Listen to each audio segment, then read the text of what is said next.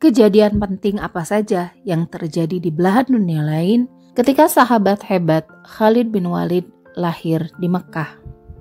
Dan inilah kronologi sejarah lengkap tahun 590 Masehi. Selain kelahiran Khalid bin Walid radhiyallahu anhu, ada beberapa peristiwa besar yang terjadi di belahan bumi yang lain. Yang pertama adalah kejadian yang ada di Kerajaan Asasin, yaitu pemberontakan Bahram Shobin di Persia. Hormuz IV dilengsarkan, kemudian Kisra II naik tahta. Pada tahun ini juga Hormuz IV, Kaisar Persia Sasan, menemui kematian.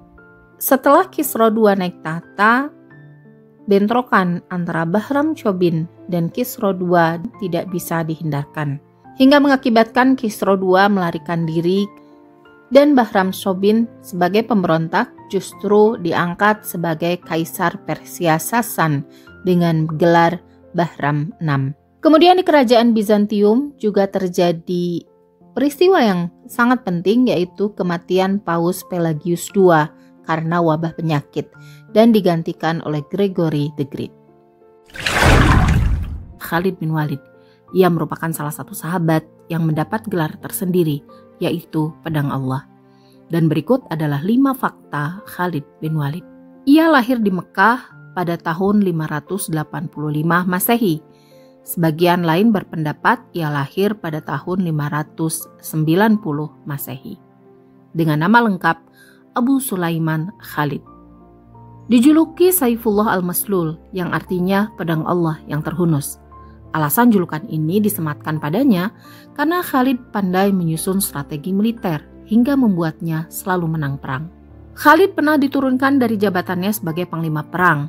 Tepatnya hal ini terjadi pada masa pemerintahan Umar bin Khattab. Ia memberikan jabatan lain, yaitu menjadi duta besar.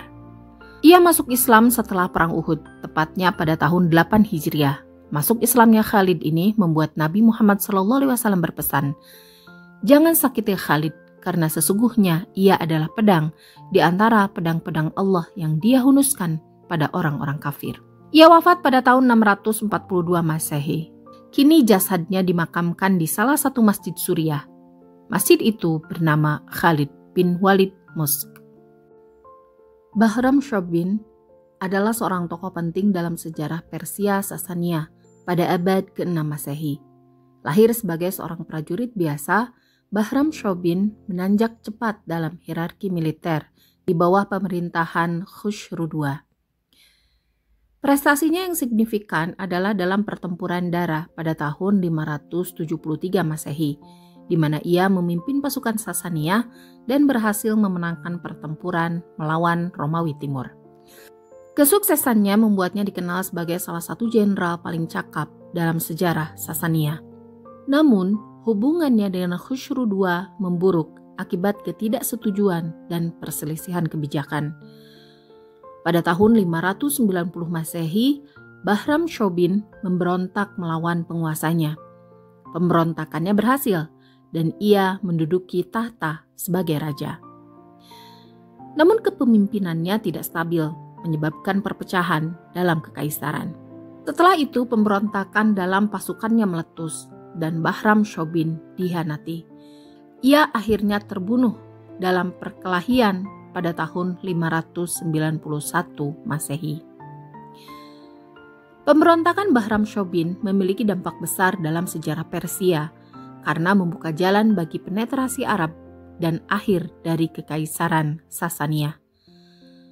Meskipun kontroversial, perannya mencerminkan dinamika politik dan pergeseran kekuatan yang menyebabkan perubahan dramatis dalam peta politik dan budaya di Timur Tengah.